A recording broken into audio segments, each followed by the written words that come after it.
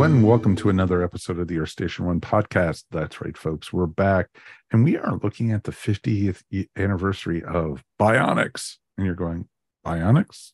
Well, what's Bionics? Oh, Bionics, like Steve Austin, the $6 Million Man, and Jamie Summers, the Bionic Woman. Two amazing series from the 70s.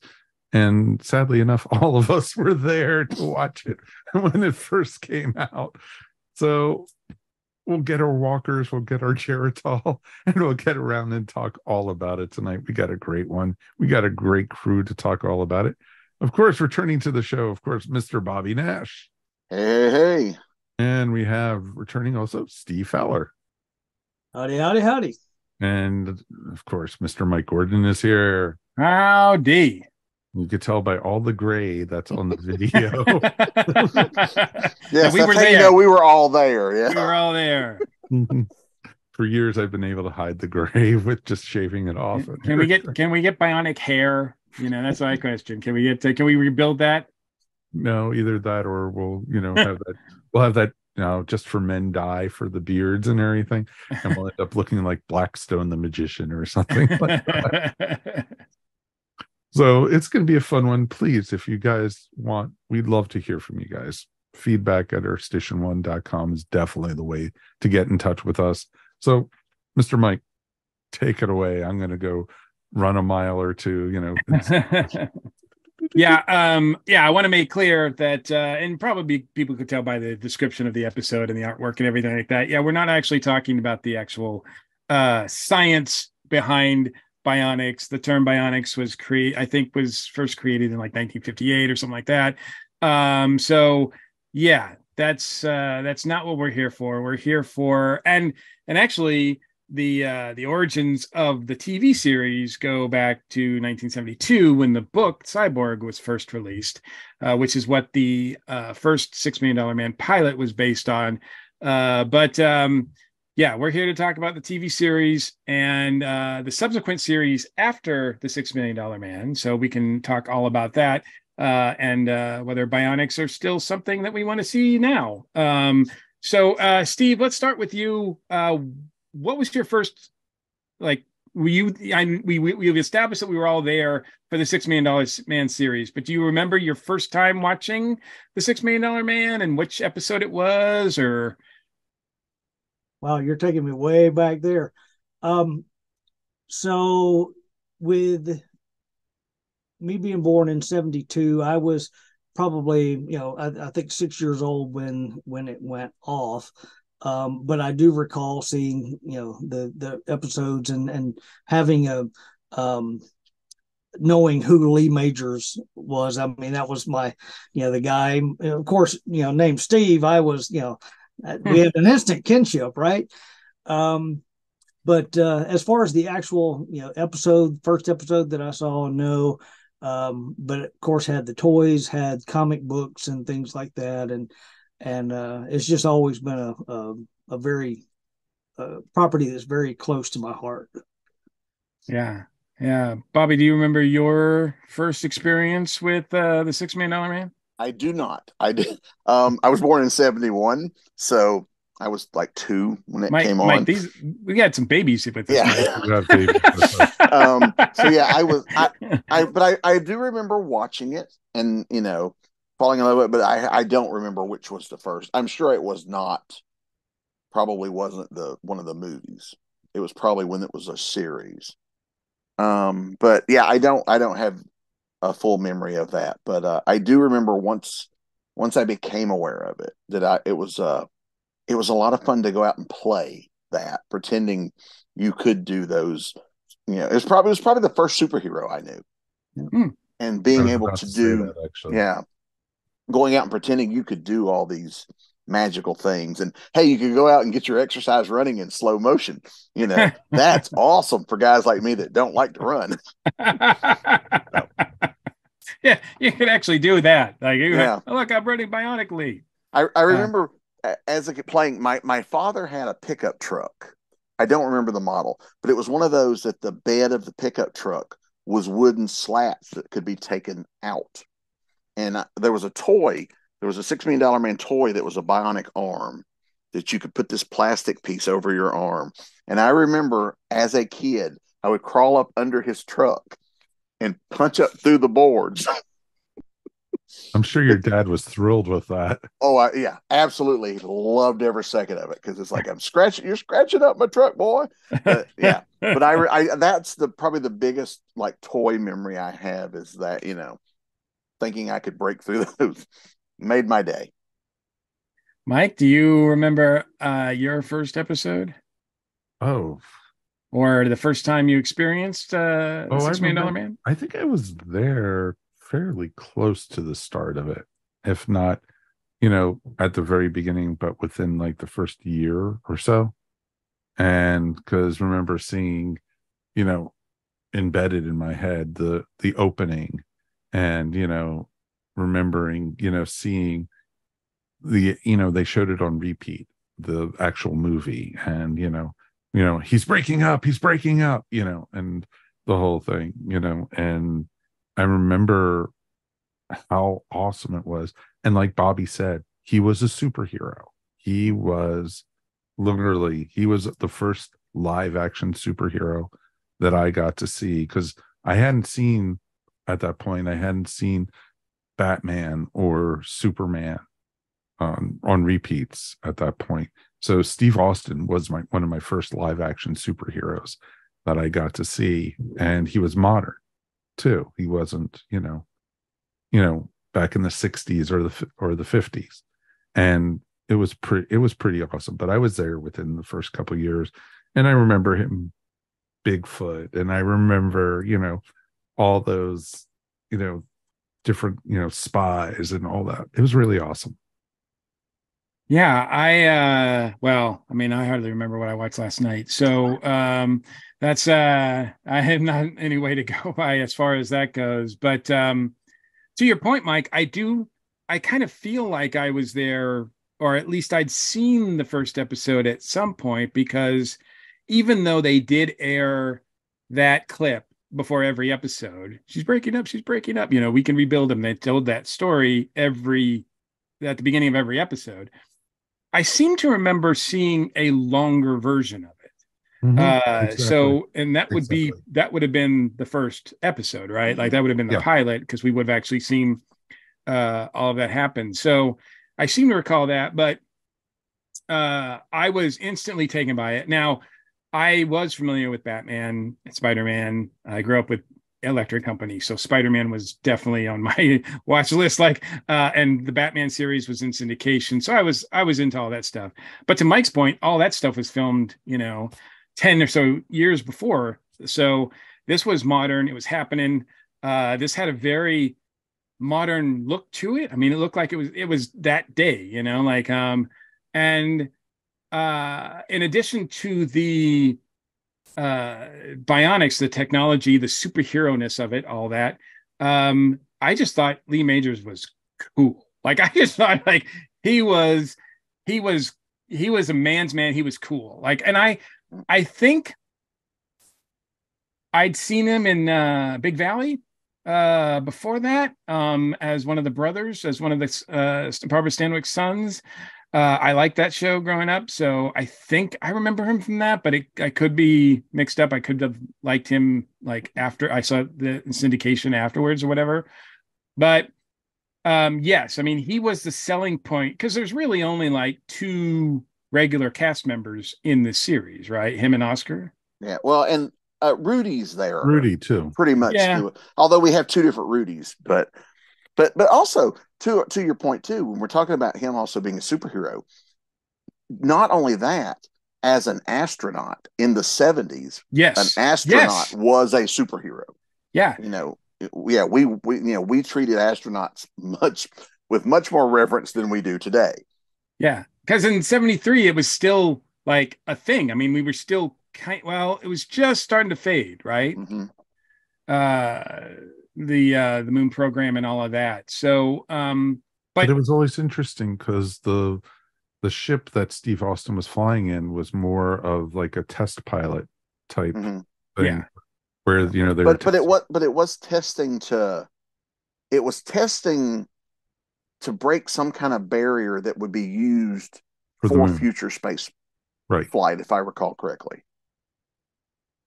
Yeah. It's oddly enough, you know, in Farscape, you know, they recreate that too. The opening Yep. of Farscape is pretty much The him whole thing, doing the exactly. same type. Yeah.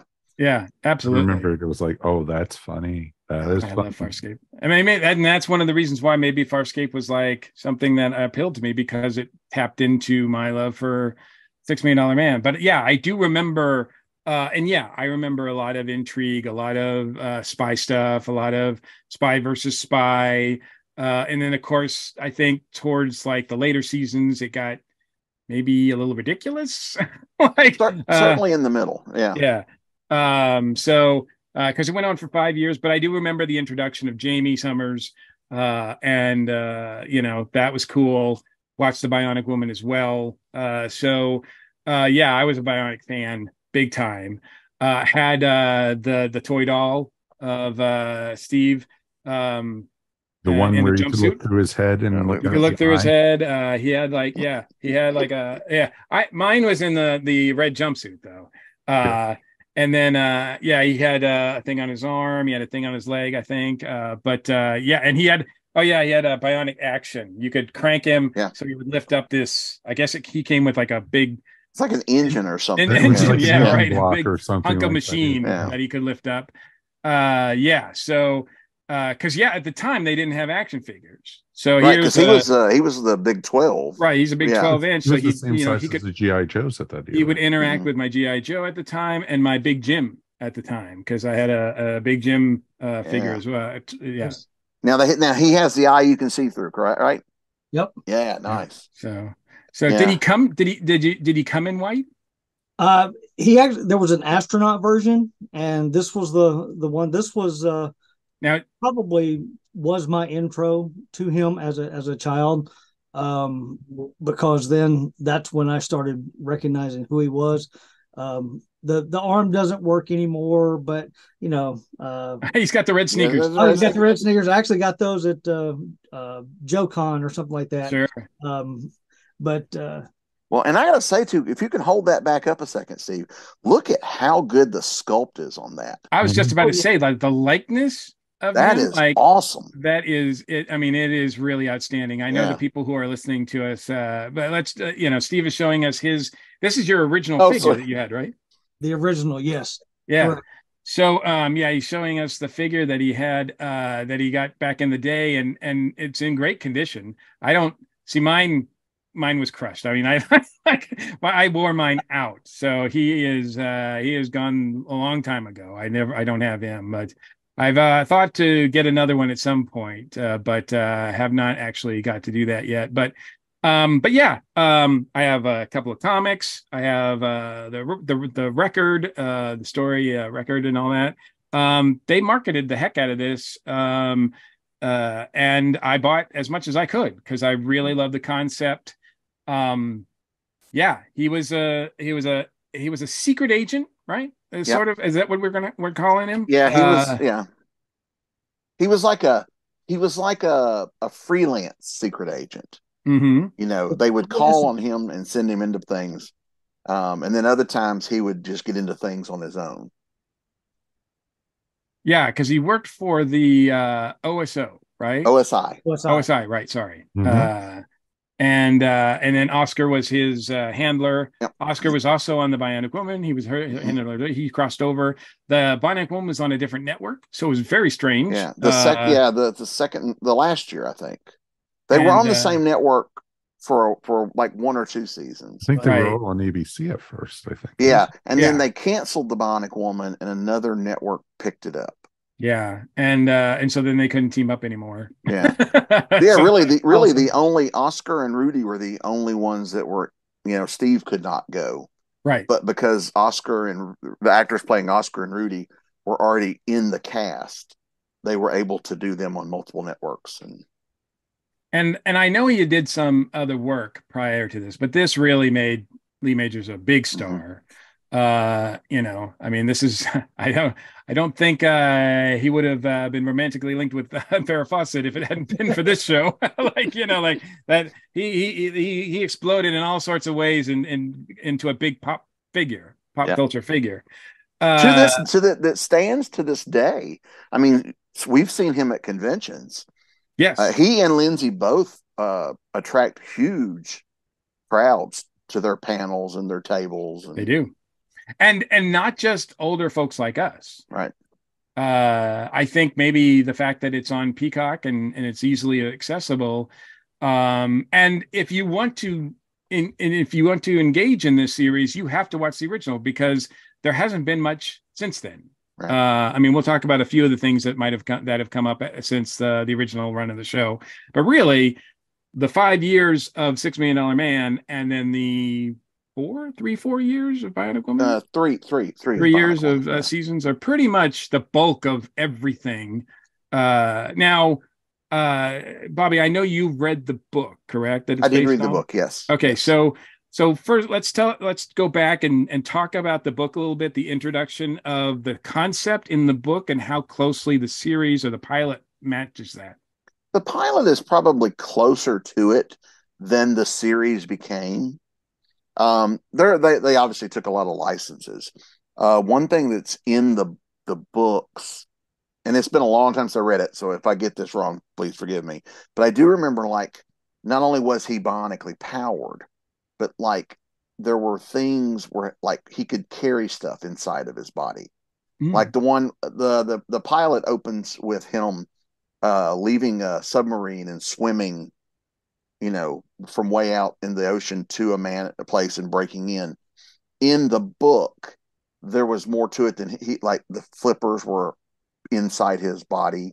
He had to plug in oxygen, so he didn't need a tank. Stuff like that the show didn't really do, that he still wore a tank and all that. Mm-hmm. And that was probably more just because of the physical reasons. Yeah. That was harder to fake. But there was more stuff like that. But it's not the book, and certainly the first pilot especially, they're not really as kid centric as the show became. Mm-hmm. I mean, Steve Austin is a very tragic character who tries to commit suicide. Yep. And that's one that part does make it into the pilot as well. And that, they do not treat him, they don't treat him like a person really, because they put him in a coma until they need him. He is not this guy out living his life and then Oscar calls. He was a tool. And while it was still done well, it was not kid centric. Yeah, I don't know if I saw the pilot originally, but I know that a few years ago I watched the pilot because I was really interested and to see it from the beginning.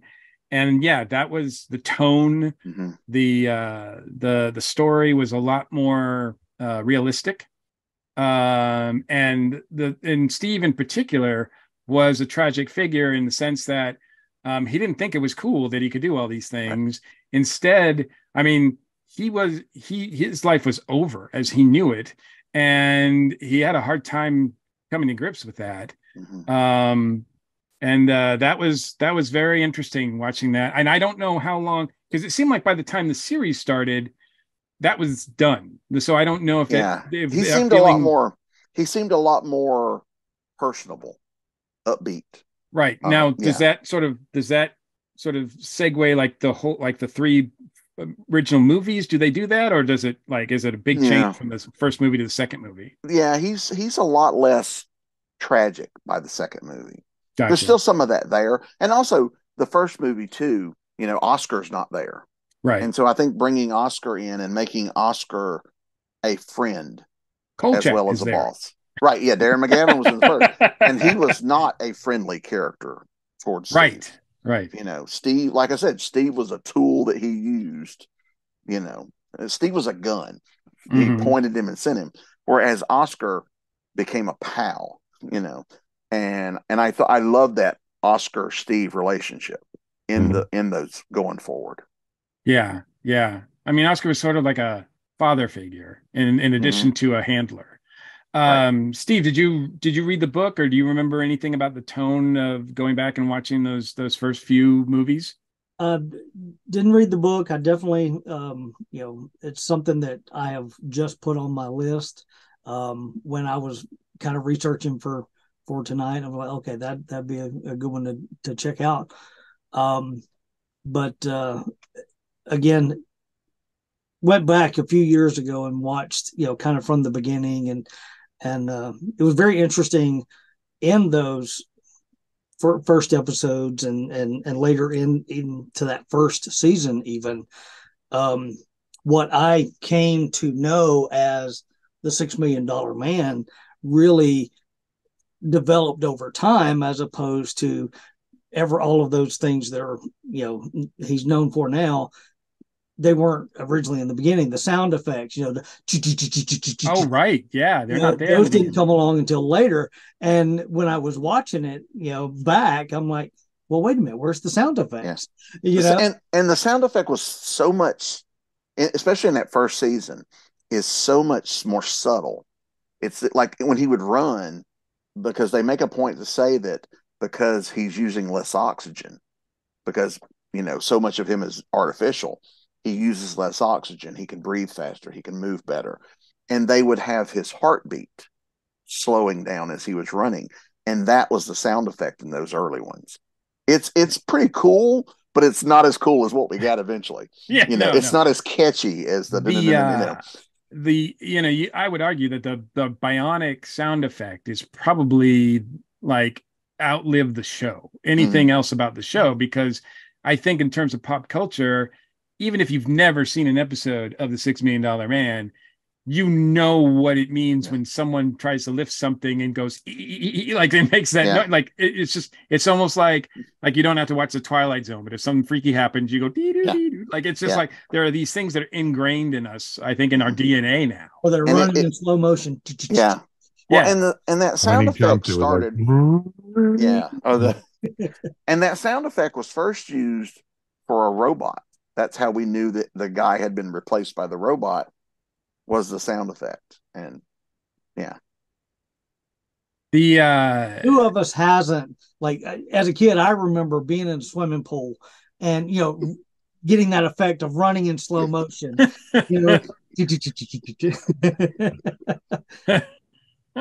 Guilty. Yeah, it was and I don't think the $6 Million Man was the first time we ever saw like action sequences in slow motion, but certainly on that huge level, I think it's hard to deny that it had an influence over. I mean, we still to this day, when there's an action sequence, we'll see things in slow motion, and it doesn't have the Bionic sound effect, but it kind of is the same thing, right? It has that same feeling that you get when you watch the $6 Million Man. My understanding is that the showrunners of the $6 Million Man, the people who created the show, Glenn A. Larson, who would go on to do Battlestar Galactica, one of my favorite shows of all time, and Harv Bennett, who directed or produced one of my favorite Star Trek movies of all time. So a lot of great talent. Star Trek 5, right? No. That would be no.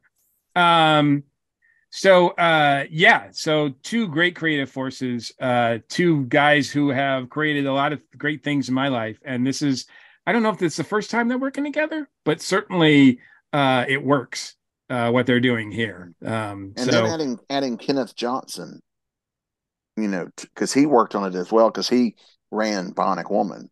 And of course he went on to do the Incredible Hulk and V and I did not know. I did not know that. So, and actually, and this probably jumps ahead a little bit. Just a quick aside: that the Bionic Woman show is the reason we have a She-Hulk. Oh, God. Because of course they created a Bionic Woman and didn't have to pay the people that created the $6 Million Man because it came out of the show. And when they were doing the Hulk, Kenneth Johnson says, "We should do a female Hulk," and Stan Lee's like, "Oh, hell no." And went and they put out a book just so they could lock down the name based on that. Yeah, I think something similar happened with the introduction of Batgirl in the 60s, right? Like DC was like, nope, we're gonna get that before you guys can claim it, right? It's all about the IP, even back then. So talk about favorite memories, favorite episodes, favorite storylines, favorite scenes that you guys remember about the series that have stayed with you since the beginning? Steve, is there any particular episode or story that you found like, yeah, that's just that's really good TV? The most memorable one is probably the Bigfoot episodes where Bigfoot's protecting the aliens, and years later you find out all of it. Well, that was first Bigfoot was Andre the Giant, and then Ted Cassidy took over the role later, Lurch from the Addams Family. But that is the one that is probably, if I think of like a particular episode, that's what draws me to those. As far since we're talking about like the Bionic Woman at the same time, the Bionic Woman episodes that really get me or draw me back are the adrenaline episodes where there's the fake bionics, and it's the little putty that they take, and it develops fake bionics. And I always remember that one. And then Jamie ripping the phone book in half. Oh wow, iconic moments that are just in my head that will always be there.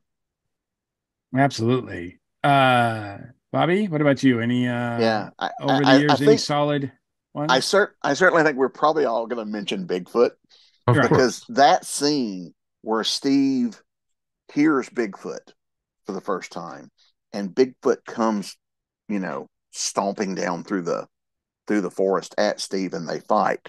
Oh my God, that was like a mind altering experience for me as a child. I had never seen such things. So really that one, that's really Bigfoot. Yeah, Exactly. and it was, but also just the way they fought. I mean, they're ripping trees up and hitting each other with trees. This is amazing, So that one always stands up to me for me. The first episode of the series where he stumbles upon the town where everyone is dead, and there's some contagion, and Steve is like, we need to go into the town, but I need protection. So he calls up and has his NASA suit delivered. And the guy is helping him put it in there. He's like, the guy's helping him on. He's like, wow, it's amazing. This fits you. I thought they made these specifically for the person that's wearing them. And he goes, well, good thing for me, my name's on it.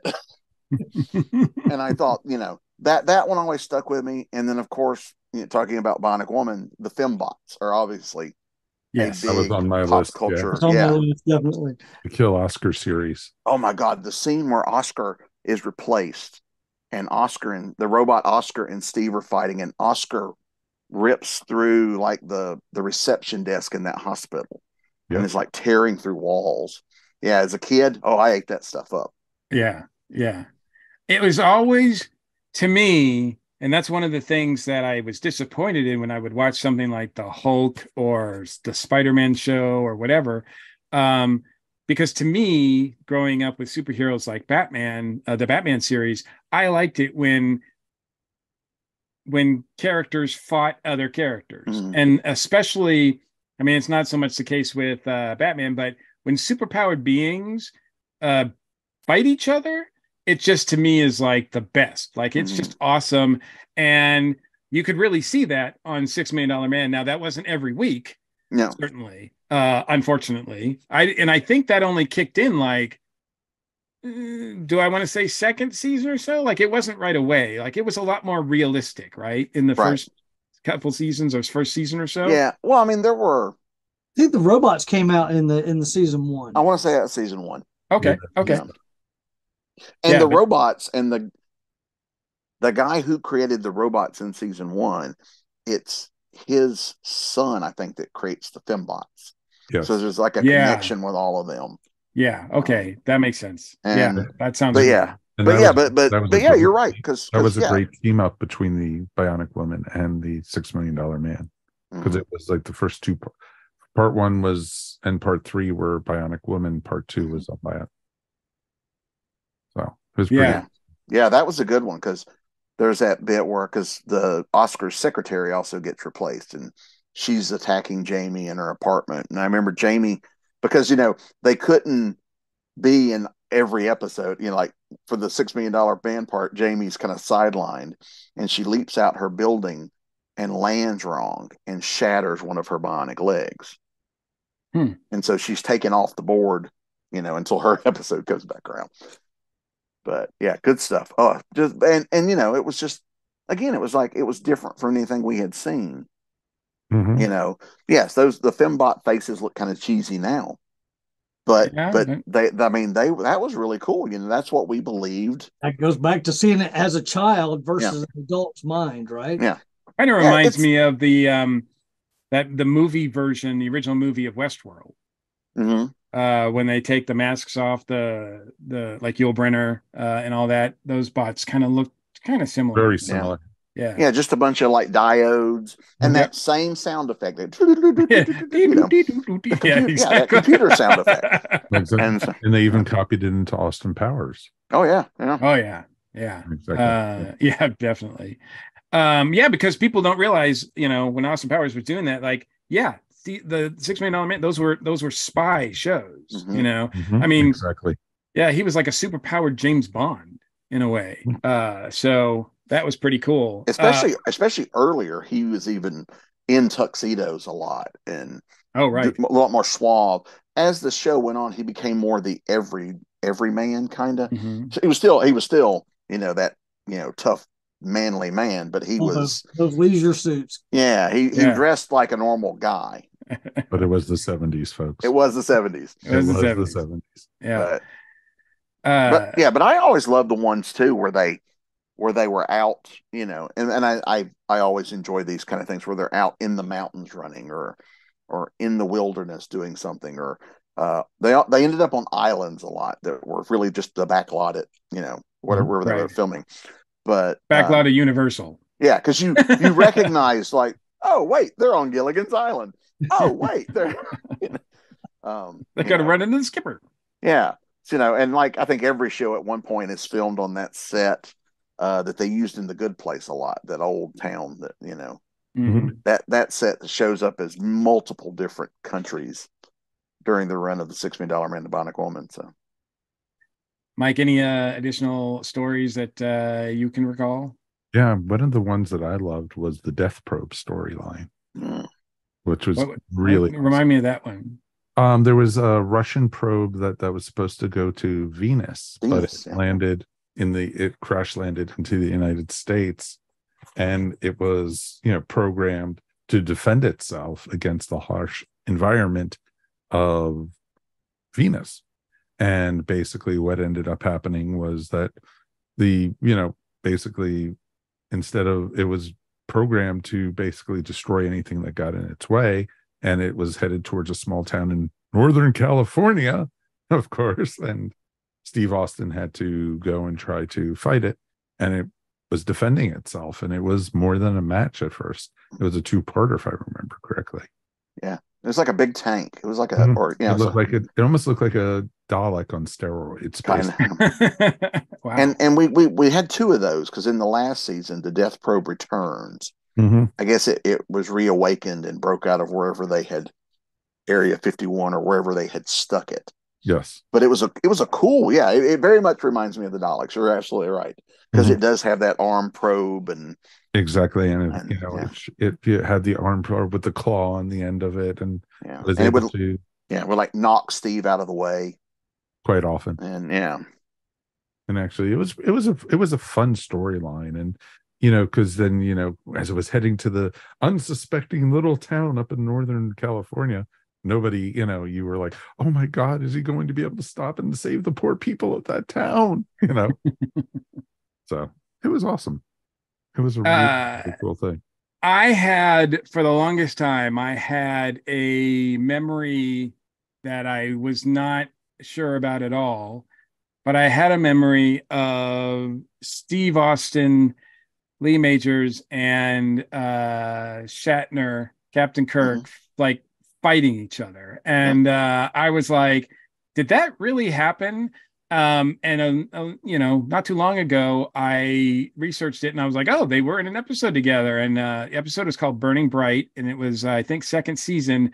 And yeah, Shatner, he's not playing Kirk, obviously, but he's playing an astronaut who's just back from space, who has an encounter with some sort of space alien. I mean, it's like, and then gets superpowers. And I was like, you know, I mean, come on, it writes itself. Like, you know, you know, Shatner versus Majors. I'm like, this is, you know, the only way it could have been like even better for me is if they'd thrown in Adam West somehow. You know, like it's just like. I actually watched that episode last night. Oh yeah. And it was so funny. Of course, you know, he's talking to dolphins, and I'm thinking, you know, well, one day he's going to, you know, encounter these space whales.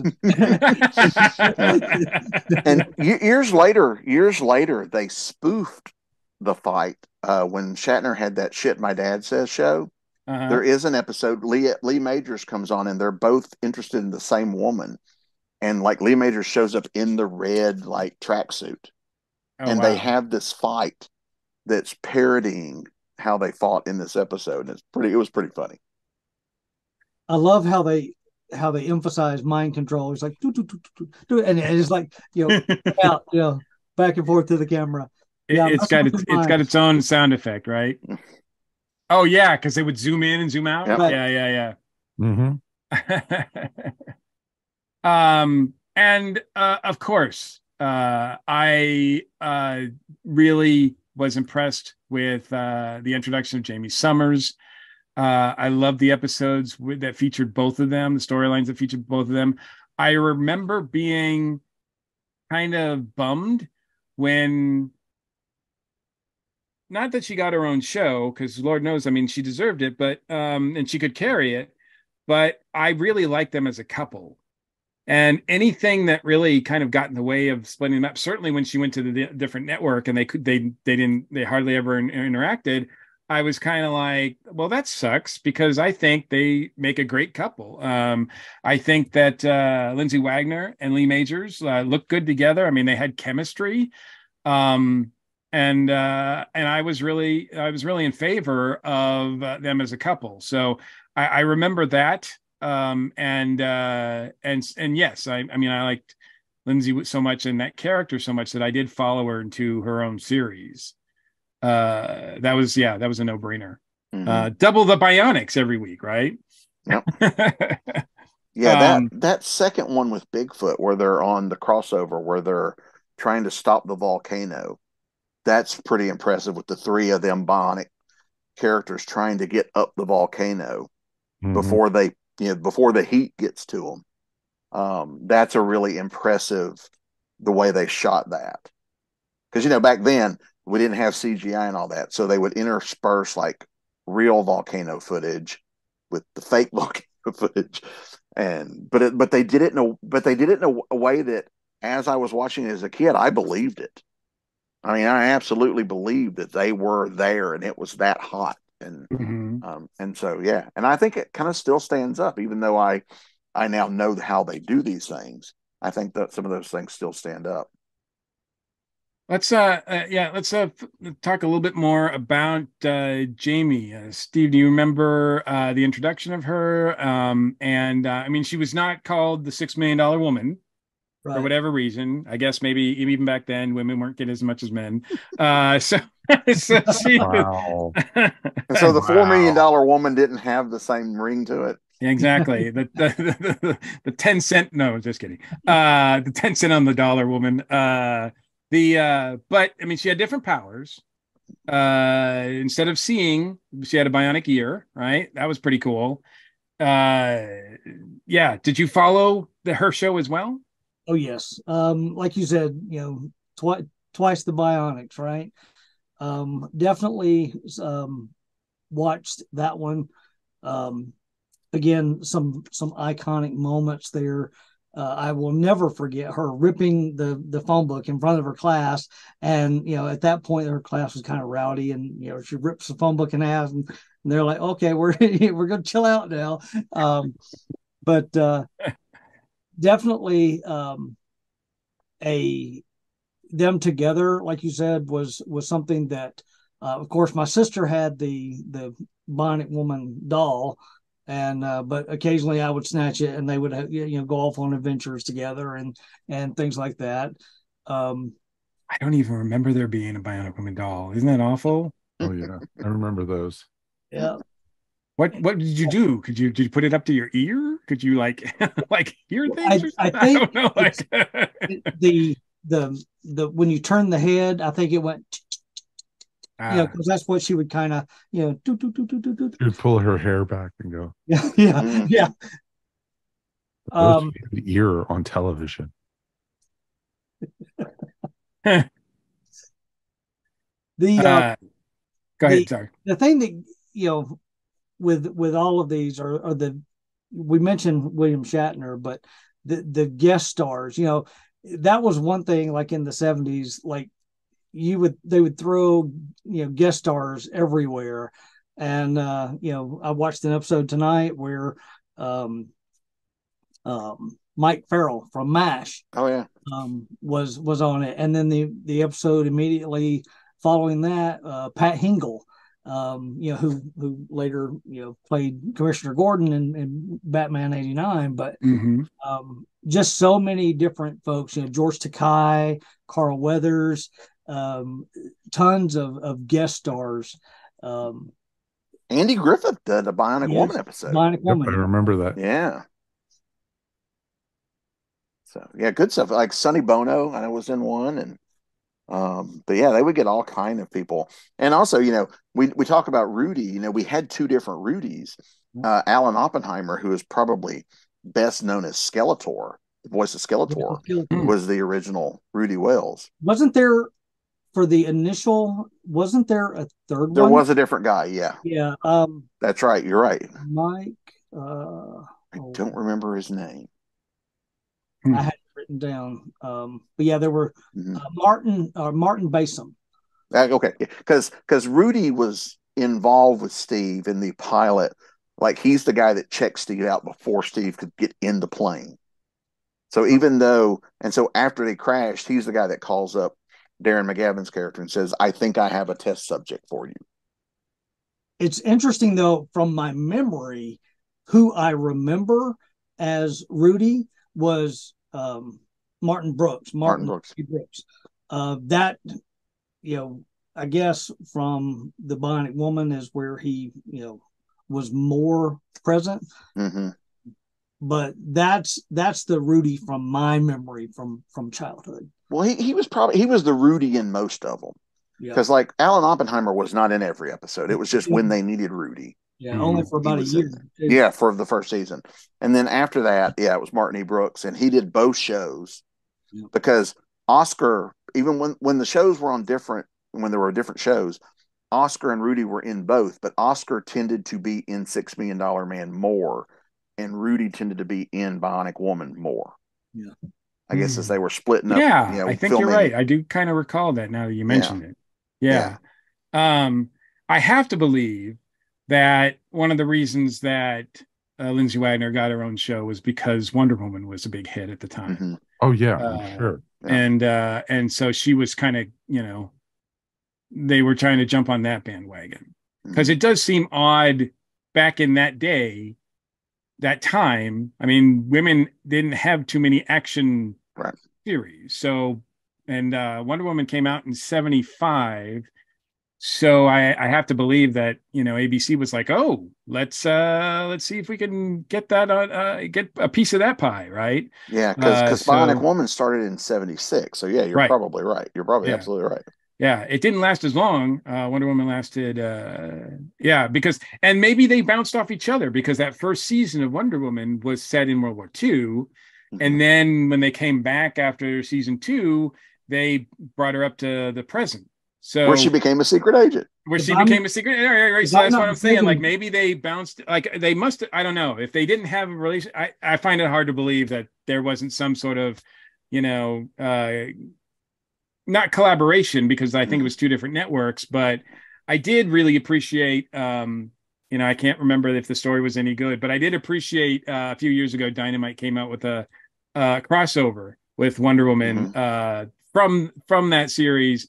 DC and Dynamite with the Bionic Woman, and it had beautiful cover with Alex Ross had done with Lindsay Wagner and Linda Carter on the cover, and that was just, I was like, yeah, that's a dream. That was a dream at the time, right? Yeah. Oh yeah, that would have been on my wall if they had a poster of that in '76. So that would have been on my wall. Yeah, and as I understand it, those two were friends. Lindsay and Linda were friends, and they were both also singers. And I know each of them got their own episode where they got to sing on their show. Must have been challenging when they did the Battle of Network Stars. Yeah, because that was a thing back then, right? They must have been like, "Oh, we're gonna win! I'm gonna win!" No, I think Wonder Woman actually changed the networks when they reinvented her as a modern day. I may be wrong. That could be. I'm not sure. I don't remember her that one. Yeah, I don't recall that. We'll have to investigate that for our Wonder Woman episode. But they were also, I mean, that because they were a little bit constrained, but they were able to, because I know, especially early seasons of both shows, they did not let the female superheroes fight the same way. Like, Steve Austin is punching people, whereas, the Bionic Woman tended to push them away. And after a while, they do kind of get over that, where they let her hit them, but finding, for that time and what they could do special effects wise, finding creative ways in every episode for them to use their bionics, because sometimes they use their bionics for silly stuff, but finding creative ways to make the power. Certainly they jumped a lot, they bent. They were in prison a lot, so they always had to bend the bars to to get it. Absolutely. But probably one of my favorites for Jamie is when it's in that one with the volcano. The rocks, the big boulders are coming down, and she reaches up and hits one, and it shatters the boulder. And I thought that was just that was something I'd never seen anything outside of Superman do on like Super Friends. Sure. And I thought, that's pretty cool, and that shows how powerful these characters were. If it's to be believed, I did see this thing on Wikipedia for the Bionic Woman here, where it says it asks if she had cost as much as Steve, as the $6 million, and Oscar says not quite. The parts were smaller. Yeah, because on the $6 million man, there is an episode where they did create somebody after Steve who was $7 million. There was a $7 million man, but he malfunctioned. Oh wow! And that was played by Monty Markham, played the $7 million man. But yeah, there were a lot of Bionic characters showed up, but they all ended up getting depowered. But the only two that got to keep their powers were Steve and Jamie. So the Bionic Man series runs until 78. Bionic Woman runs until 78. So 78 is the last time we see the Bionic couple.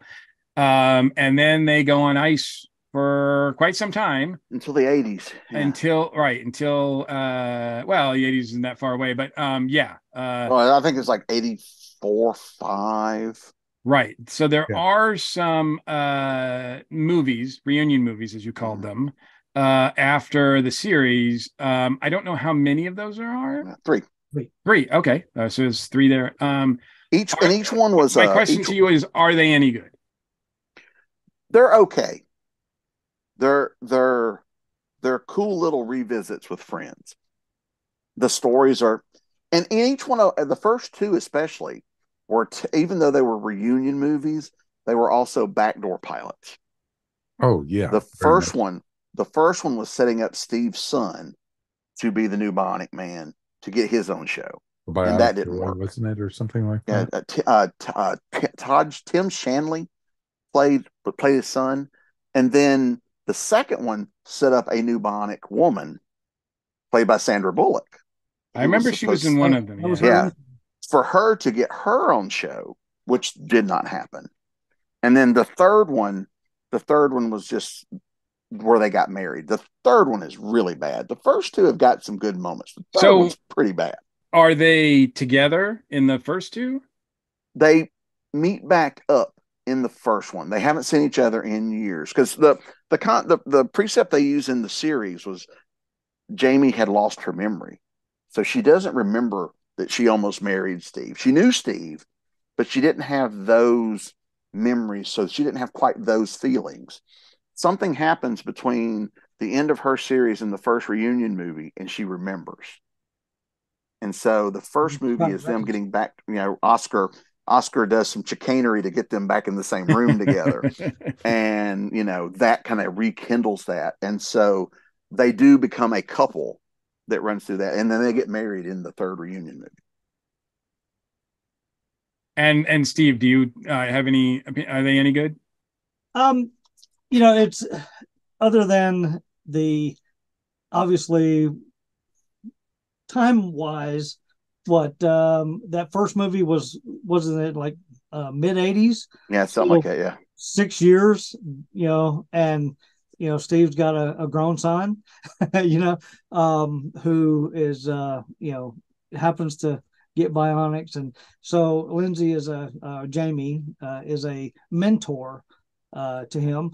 Of course, I watched them just because what they were and what the series meant to me. I didn't have to the same suspension of belief that the childhood allowed. So they were enjoyable for like Bobby said. It was nice to see these folks again. We hadn't seen them in a while, but the quality was not. They were very low budget. Yeah, very low budget, and the stories were not that great. But usually the reunion movies are not very great. Right. It was the whole seeing them together again, and Martin Landau played the villain in the first one, so you had people you enjoyed seeing do stuff. Yeah, whereas absolutely. Whereas the villains in the others weren't quite as good, and they fell back on the. This is one thing that's bugged me about these series. If I have one big complaint, it's like almost every movie and almost half the stories are about a mole inside the OSI. Oh, right. Right. My goodness, their screening process needed a lot of work.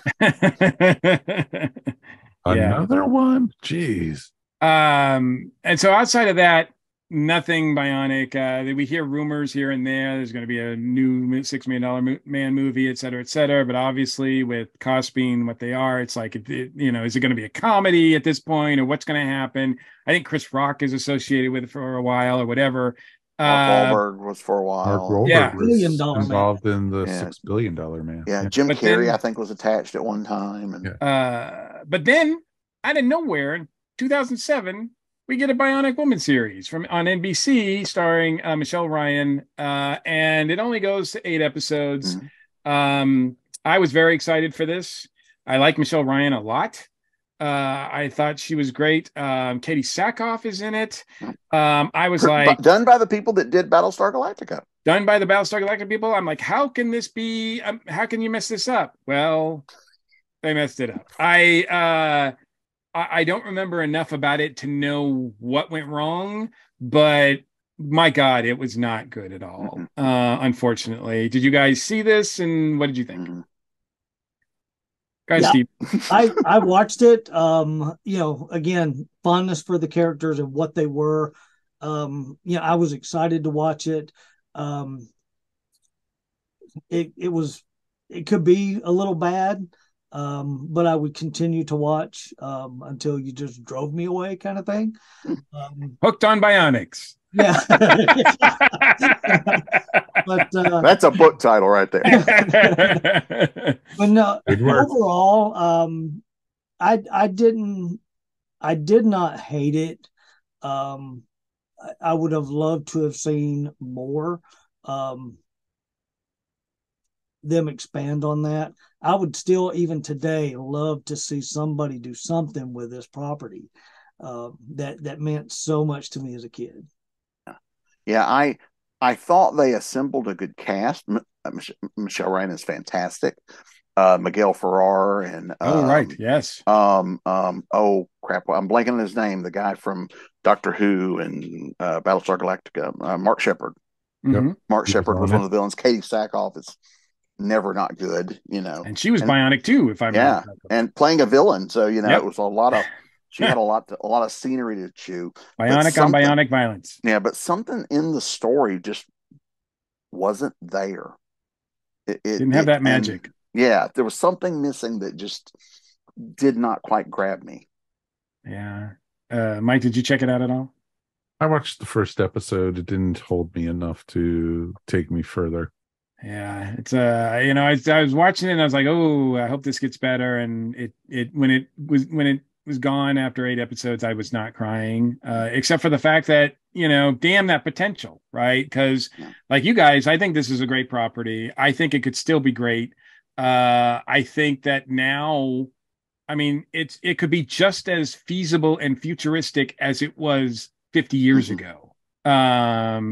Yeah. Would you, Steve, you already said you wanted to see more of it. A movie, series, anything? What, you have a preference? Now, let me ask you this. Would you like it to honor the original series or be a complete reboot? I think it would have to be a reboot.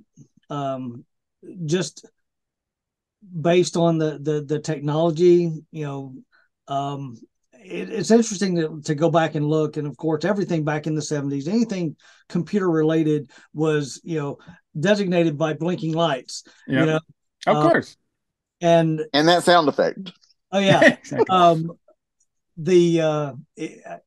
One more funny moment from that William Shatner episode, they had to redo some numbers because he found an error in the programming, and it was like, just to run a line of code was going to cost millions of dollars, Oscar said, so I think going into something new, it would definitely have to be more than $6 million, $6 billion, or 60 billion, who knows.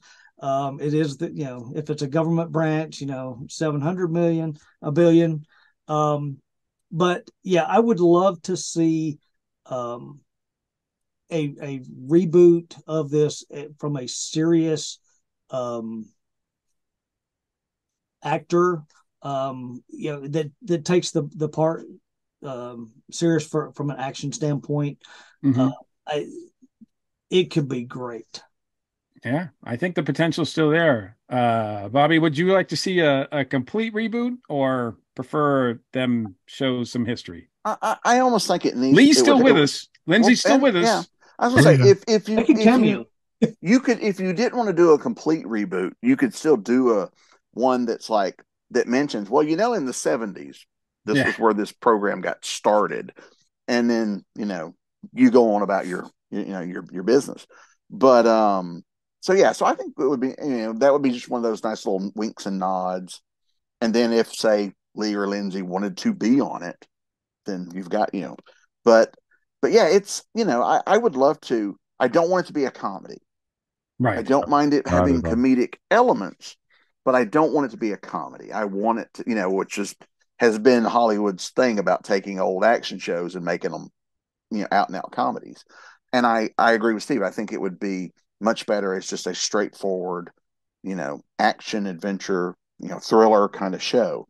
And I would rather see a show than a movie. I think this property would work better in that. Give me 13 episodes, of Steve and Jamie. And it could even be both of them together. Just the Bionic Man, Bionic Woman, or whatever, having them do their thing and send them off on missions and all that. I think it could be wonderful. But yeah, I just want something. Because outside of a couple of comic books, we really haven't had any, like, no one's really touched this. Like, we're getting action figures and toy sets from things like Silverhawks and, things like that didn't have this as huge an impact. Why is Todd McFarlane not making Bionic Man and Bionic Woman figures? Mike, which is are probably there good on my Bionic wallet. Funkos? Mike, are there Bionic Funkos? Yeah. No. What? So, yeah. That's crazy. Yeah. So why? Is it a rights thing? Is it kind of like Buck Rogers where the rights are all screwed up? And that's another Glenn A. Larson show. Yeah. So I don't know, but it's like I would just love to see something because I do love this concept. And but yeah, it's probably a good thing for me they don't have Funkos and all this, because I would, probably have to own them. Yeah, absolutely. But Mike, yes or no on a reboot?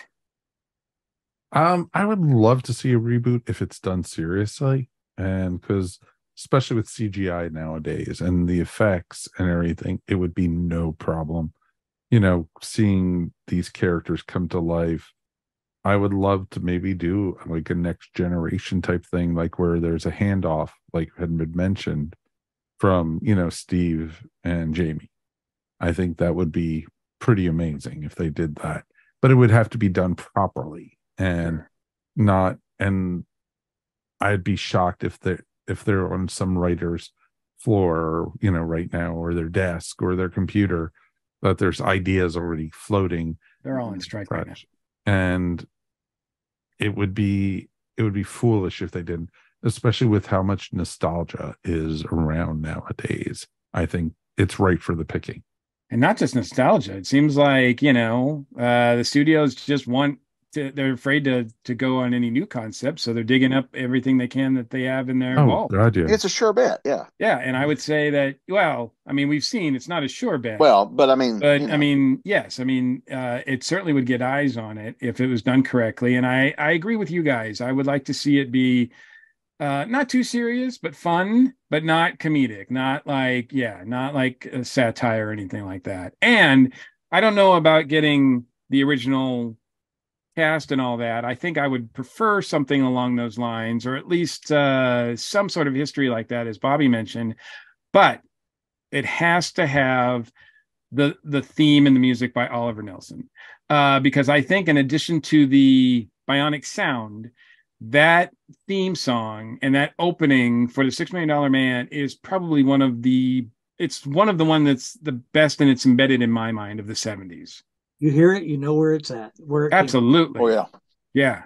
Yeah. It's perfect. It just sounds like you're powering up to run. Like it just really fits the whole concept. So they knew how to make us feel, because if you look at it now, that what our idea of high tech was, like both the intros of both shows have those diagrams that pop up with the little different colors, and we're like, oh my God, that is so high tech, Mm-hmm. We are very close to the technology now. So, it would still be futuristic for this concept, and not at all out of left field. Like it seemed like it was possible back in the 70s. Mm-hmm. I'm kind of surprised we haven't done this already. We've gotten close, because we do have those. Sure. They're still working on it with the harnesses, where the exoskeleton that people can wear to walk again for the first time. Or missing people with missing limbs and stuff. The robot arms and stuff that they can actually move their fingers now. That's amazing. Yeah. So we're getting there, but the whole the whole superpower thing. Because if you look at it from that purely scientific standpoint, that super strong arm would rip off their body when they picked up something that heavy. Oh God, yeah. But or if they tried lifting something above their head, the rest of their body would collapse under. Yeah, exactly. And so, but from a purely fictional, fun standpoint, I love the concept that yes, because of that, and that the way that the characters would sometimes use that to their advantage, someone's going to drug them, they make sure that they've turned their bionic arm to them, so that when they put the poison in them, it doesn't do anything. Right. Probably bends the needle. Yeah. Although there were times that the sound effects people would get it wrong, and they would hit somebody with their non-bionic arm, and then we would still get the noise. Oops. No, it'd be almost more like how we saw Tony Stark using the Iron Man armor in certain Marvel movies, where you would have, his, in Age of Ultron, when he tried lifting Thor's, hammer and everything, and he tried using the glove and everything. That would be like the bionic parts. Well, certainly the battery in Tony, in his chest, that would certainly, be very comparable to the bionic power source. Oh, very much so. Yeah. Very much so. So very cool. Yes. Well, it's a thing of the future, but hopefully a series will be coming closer than that. So yes, Bionic should live forever. I think I know what's going on with the property. It's the bane of every 70s kid. What they feared the most, it was stuck in quicksand. Yeah, I really thought quicksand would be more of a factor on every series. All right, on that note, we're going to disappear into the sand too, and we're going to be right back to close out the show. Okay, YouTube listeners, this is cool. You know, we've talked about Bionics. We've talked about that. Who would you want to see as a new Bionic man or Bionic woman in a reboot? I'm putting this out to everybody. Ooh, I almost think it should be an unknown. Just because, or not like you know, putting Mark Wahlberg in it. It's not a $6 million man property. It's a Mark Wahlberg movie. Right. I mean, it doesn't have to be a complete unknown, but someone who their status is not going to overwhelm the property. So you don't want to see Henry Cavill or something. Right. I don't think that would be, you know, yeah, I think because really, I mean, as cool as Steve and Jamie are, for us as kids, the real star of the show was the Bionics. Oh, sure. And I think putting a Mark Wahlberg or a Henry Cavill in it as those characters, it kind of takes that away, and the focus is more on them. I could be completely off base, but that's just I think the show would work a little better. Like I thought that was one of the great things about Michelle Ryan was she was not a big star to where you bought her as Jamie. You didn't go, oh, it's Michelle Ryan. No, it's Jamie Summers. Right. That's just, yeah. No. Yeah, because she had done a few things, but she hadn't been a big name then. Right. Mm-mm. No, that's interesting because, you know, I've been trying to, you know, think about it. If, you know, who would I want to see as those type of characters? And, you know, now technology is so much further advanced than it was back in the 70s, obviously. Mm-hmm. You know, you see characters like on Doom Patrol, Cyborg or something like that, where you have, you know, he would have Wi-Fi, he would have access to the internet or such in his head. Would you want Steve Austin, you know, with his bionic eye? Oh, I could see, you know, project things from it and, you know, things like that, you know, oh, here's a news story, you know, shooting it out and everything. Certainly be able to record. Because like he could see, but it didn't record anything. Like, you know, oh, right. I always thought that was kind of a missed opportunity because he's got the camera like lines in his eye. Why couldn't it take pictures? You know, but then again, back then there were no digital. You know? Yeah, there were no digital photos at that time either. So it would have had to been one of those little things, spy cameras. You know, they always had where they. Or either that, or he would have out of his mouth a Polaroid. Yeah.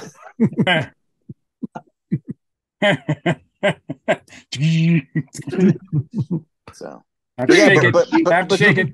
Yeah, but you're right though, because of certainly like as many of with the technology, like we see the Flash running at super speed, and that looks pretty good.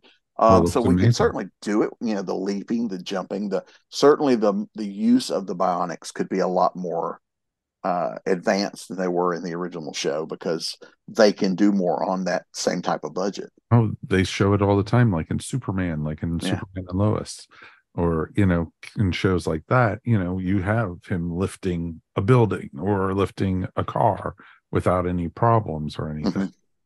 But would you want to see a $6 million man that is, you know, this number? Well, no, I would like them to come up with want him to be. Yeah.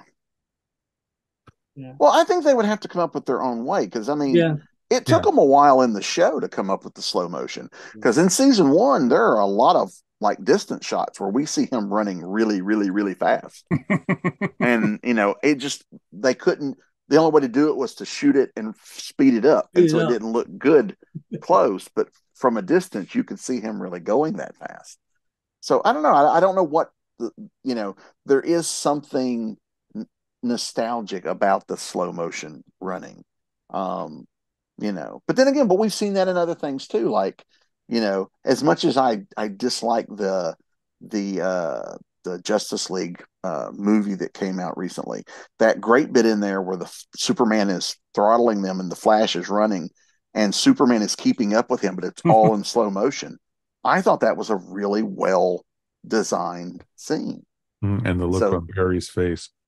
Yeah. And but we're seeing it in that the way they're moving and all, and that would be, that kind of stuff could work certainly with the $6 Million Man. Mm-hmm. I definitely think it can, and I think the technology with what they have now, I think they should do some homages to the old series, but I think they should make it its own too. I think, Mm-hmm. you don't need to have like a little radar dish come out of his head, or anything like that. But if you think about it, the most successful reboots and things like that they've done, they've really taken their own twist on that original idea and really ran with it. So you've got your inspiration, but it's all new stuff. Yeah, I agree. Finding it, building on that, having that be your basis. I mean, we talked about the new Battlestar Galactica earlier. That original miniseries, they basically retold the original 3-hour pilot. They just made some changes, but it's still the exact same story. Yeah. Up to the alien part. They did leave that out, but So that's pretty awesome. I think it's going to be interesting to see what we come up with, and it will happen sooner than later. Mm-hmm. So I think it's going to be very cool. Peacock. Yeah. Watch Peacock for, I would imagine that it's still owned by Universal. Yeah. They probably still have it. And at some point, I think they're probably going to have to do something with it, because if they don't, they'll lose it. So I would imagine at some point we'll get a movie or something. So, and I'm not sure. Yeah, I'm not sure where the Bionic Woman is streaming at the moment. I know it's not on Peacock, but I assume it will be soon. Yeah, but that's the other thing too. I think they're both different licenses, right at this point. Yes. So that makes things difficult. Yeah. So because now I know the Bionic Woman was streaming on the NBC app. It may still be there, and you can find it on Roku. But because that's why the $6 Million Man, the Bionic Woman, and then the reunion movies are technically 3 different licenses. Crazy, isn't it? Yeah. Isn't Peacock owned by NBC though? Yeah, it is. Yeah, it is. Just looking, the only place that I'm seeing where you can find the Bionic Woman is buying episodes on either Vudu, Prime, or Apple. So, gotcha. Yeah. So very cool, folks at home. We want to hear from you. What do you guys think? We definitely would love to hear from you YouTube people. What would you guys like to see coming back with the $6 billion man or $6 trillion man? Because $6 million man nowadays, maybe they'd be able to buy one arm. Right. Whatever they do, he needs to come back better, stronger. The Bionic Pinky. This cost me $6 million. I can't believe it. I can lift a truck with it though. Exactly. So it'd be very interesting to see. But thank you, YouTube folks. Let's close up the show. So that's going to wrap up another episode of the Air Station One podcast. I want to thank our guest for being here tonight, Mr. Nash. Always a pleasure, sir. Oh, this was fun. Thank you for having me. I could talk Bionic superheroes all night long. This was a lot of fun. Thank you. Anything you want to shout out about or promote? There's always stuff. I just had a story come out in Dark Sister number 11, which is a magazine. They usually do comics, but the 11th issue is all prose stories. So I wrote, obviously, and oddly enough, talking about Kenneth Johnson, my story is called Driven By, because the first line is, the creature is driven by rage.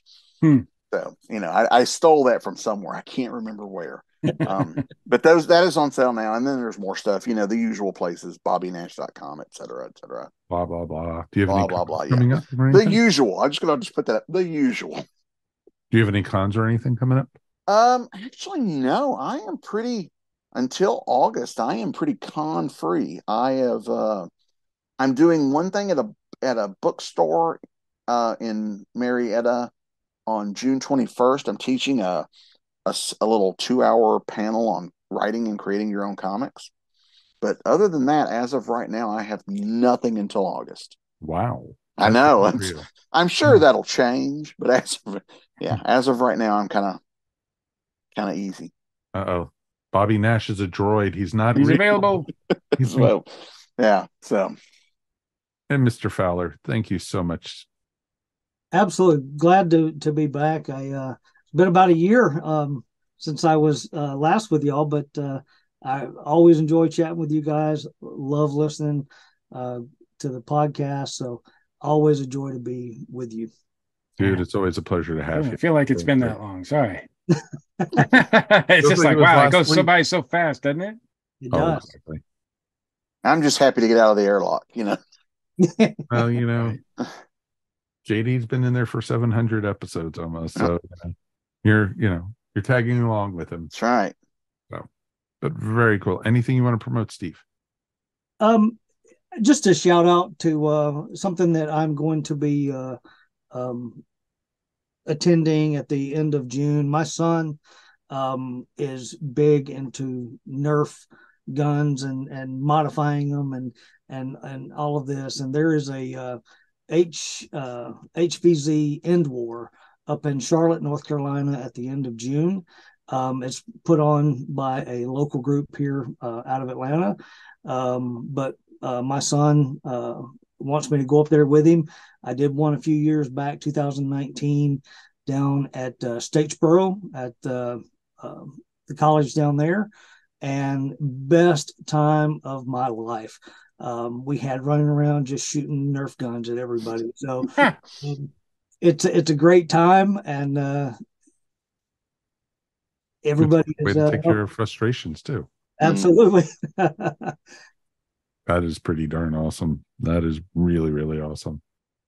And Mr. Mike, we've made it through another one, my friend. We did, and as always, it's my pleasure. Anything you want to shout out about, sir? Yeah, for those of us who are old and remember things from the 70s and 80s and whatnot, I got some pretty great news this past week from Marvel Comics. They are actually going to finally collect in omnibus form two series, one Rom the Space Knight, and two, the one I'm more excited about, Micronauts, the Marvel Years. These were amazing series that Marvel did back in the early 80s. I think Micronauts started in 79.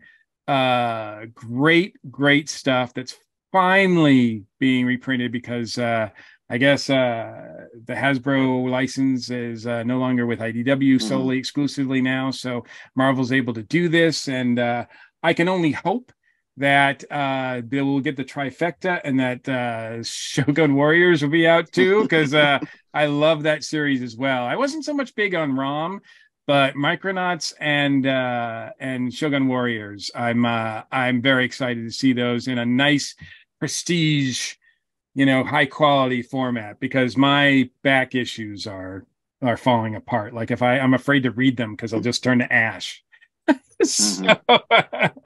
I'm curious I did enjoy ROM, and especially the early days. And I'm curious to see how there's one issue that features Shang-Chi and ROM. It's a great issue. It's got a beautiful cover with the stained glass behind them. And I'm curious, they're going to have to change it because, Shang-Chi's father used to be Fu Manchu, which he cannot be anymore because, No. So I suspect that's going to get at least a bit of an upgrade in the dialogue and whatnot.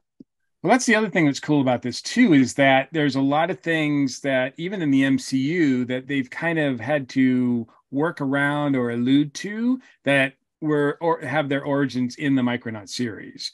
So to finally have this out and about, I think is pretty cool. And maybe it'll lead to some excitement and we'll get some new Micronauts products, because that would be pretty cool too. Now, the bad thing is that the omnibus, at least the first volume of the Micronauts omnibus, will not be published until April 2024. So we're going to have to wait about a year, but it'll be well worth it. And I think it's going to be hardcover as well. Yeah. So start saving your pennies now. Absolutely. Yeah, because it's probably not going to be cheap. It's probably not going to be cheap. So you could probably drop the probably. Yeah, that's right. Yeah, These omnibuses are, none of them are under $100 when that's true. you know. But it's great news for a lot of us folks who grew up and love those series a lot. So licensing be damned, they're finally doing something with it. So that's cool. No, it was such a great storyline, the whole thing, and it introduced me to Butch Geiss's artwork, which was just amazing at the time, and everything. So it was, and for me, Michael Golden. Yeah. Yes. Yeah, they were both fantastic on that. Yep. Very much so. Very, very much so. Looking forward to that. Looking forward to it. My shout out real quick is saying farewell to two of my favorite TV shows of the last couple of years, and both have come to an end this last week or so. And of course, we're going to say goodbye to the marvelous Mrs. Maisel on Amazon, which ended very good. And then we also have the ending of Ted Lasso. So both are, saying farewell. And I'm, sad to be saying, so long to it. There's rumor going around that Ted Lasso might not be done. So it'll be very interesting to see what happens with that, and where what Jason Sudeikis is going to plan on doing with it and everything. And both series were very satisfying, and both were non-superhero, which is pretty weird for us to talk about on this network and everything. So it's a cool thing. Yeah. But Kevin Pollak posted something on Instagram yesterday where he's going to do a podcast, a Mrs. Maisel podcast, and he's going to rewatch it and do commentary on every episode. I think that would be awesome and everything. Kevin Pollak's just a great guy anyway. Oh, fantastic. And everything. And it's, it's interesting. I've got stories about him from when I lived in Los Angeles. I kept on running into him. I mean, it was always a good thing. And no, there was no restraining order, folks. So it was cool. So that's not why you moved to Georgia. So anyway, there we go. But it's an interesting thing, and it'll be two shows that I miss, and trying to find some new stuff that we're doing. And we got some runners up. We started watching Silo. We've started watching a couple others, and we're even going back and watching Ozark finally. So because we want to see Bobby on. I'm in there. I know. So that's the main reason. Find Bobby Nash in this scene. So it's always a good thing. So definitely check it out, folks. Definitely glad to have you guys with us. As always, we like to say thank you for listening to us. As always, we're here because you guys are here. We love talking to you guys. It's always a great time to be able to, talk about geek stuff. Where else would we be able to talk about the $6 Million Man and the Bionic Woman for almost an hour and a half and everything, if, other than at a con or something. So, and thank you for listening. And you know what? It's always great. And, it's always good to be running in slow motion with you guys too. So it's a good thing with that. If you want to support the podcast, please, of course, check out our Tee-Public store, where we have the new Earth Station 1 700 episode t-shirt. And then we also have, of course, our Darren Noel Memorial Wonder Warrior t-shirt.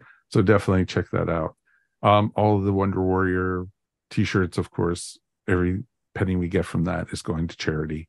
So definitely check that out. Darren will be missed, and can't believe we're almost 4 months now since his passing, and just feels like yesterday still, folks. It's tough, but thank you for everyone who has been supporting us. Thank you for everyone who's been buying the t-shirts. It is appreciated by all of us. It really, really is. Mary Ogle Earth Station 1 t-shirt. Very cool, Mr. Fowler. Nice kissing up. I love it. Also, remember, if you want to listen to our show before the rest of the world, why not join in the ESO Network Patreon? For as little as $1 a month, you could help support the network. We have the $1 level, the $5 level, the $10 level, and the $15 level. And you know what? We're going to be having new rewards coming very soon to the fine folks at Patreon. All you have to do is jump in and go to patreon.com/ESO Network. We want to hear from you guys, so please write us anytime. Feedback at ourstation1.com is the best way. Or if you're watching us anywhere on YouTube, or if you're listening to us on your favorite podcast things, leave feedback. It's always a great way for us to do. And of course, YouTube, like and subscribe, and, hit that wonderful bell at the top of the screen, because, that way, when we're coming out, not just once a week, but twice a week. It's a good thing. Can't believe we're doing 2 episodes a week. How the hell did I talk myself into that? Crazy. I know. But thank you guys everywhere. On behalf of myself, Mike Faber, Mr. Michael Gordon, of course, Bobby Nash, and Steve Fowler. Thank you guys for listening. It's always great to see you guys. And you know what? We'll be back next week with some more fun stuff. I think we're going into a Spider-Verse next. So it should be a lot of fun. Until then, we'll see you soon. Peace. And we are done.